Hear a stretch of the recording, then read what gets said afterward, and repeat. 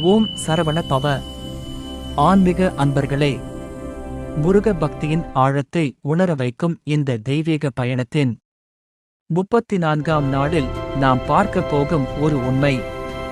பக்தர்களாகிய நம் வாழ்க்கையில் வரும் துன்பம், அந்த துன்பம் நமக்கு தரும் பாடம், முருகன் வழியில் அதற்கான நிவர்த்தி. பக்தர்களே, நம்ம வாழ்க்கையில் சில நேரங்களில் எதுவும் சரியாக போகாத மாதிரி தோன்றும். நாம் எவ்வளவு முயன்றாலும் வெற்றி தள்ளிப் போகும். நம்ம மனசு உடைந்து ஏன் இந்த துன்பம் என்று கேட்கும். ஆனால் பக்தர்களே, ஆன்மீகத்தில் ஒரு பெரிய உண்மை இருக்கிறது. துன்பம் என்பது தண்டனை இல்லை, அது ஒரு பாடமே. முருகன் தனது பக்தர்களை வலிமையான மனதுடன் உருவாக்க சில சோதனைகளை அனுமதிக்கிறார். அந்த சோதனைகள் நம்ம அகந்தையை உடைத்து நம்மை உள்ளிருந்து சுத்தமாக்கும். பக்தர்களே, துன்பம் வரும் நேரத்தில் முருகனை நினைத்து தினமும் ஓம் சரவண பவ என்று ஜெபித்தால் மனம் மெதுவாக அமைதியாகும். அமைதி வந்தவுடன் நமக்கு ஒரு புதிய புரிதல் கிடைக்கும்.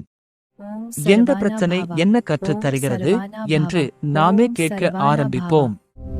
அதுவே முருகன் நமக்கு தரும் ஞானம். முருகனை நம்பி நடந்தால் துன்பங்கள் நம்மை உடைக்காது, அது நம்மை உயர்த்தும். சில நேரங்களில் துன்பங்கள் நம்மை தவறான பாதையில் இருந்து திருப்பும். சில சமயங்களில் துன்பங்கள் நம்ம உள்ளத்தில் இருந்த பயத்தை நீக்கும். சில நாட்களில் துன்பங்கள் நம்மை உண்மையான பக்தராக மாற்றும்.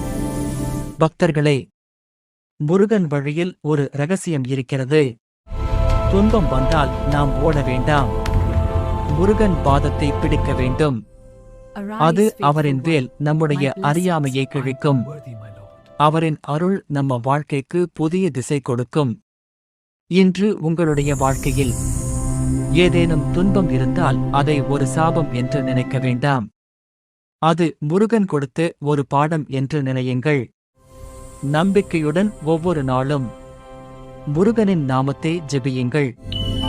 நாளை நீங்கள் திரும்பி பார்க்கும்போது இந்த துன்பமே உங்கள் வாழ்க்கையின் அது மிக பெரிய ஆசீர்வாதம் என்று புரியும். ஆகவே பக்தர்களே, நமக்கு முருகனின் அருள் இருந்தால் துன்பமே நமக்கு வழிகாட்டியாக மாறும்.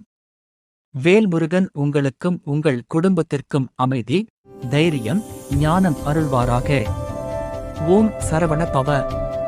இந்த வீடியோ உங்களுக்கு பிடித்திருந்தால் லைக், காமெண்ட், ஷேர் செய்யுங்கள். மேலும் இது போன்ற ஆன்மீக பதிவுகளுக்காக பாபு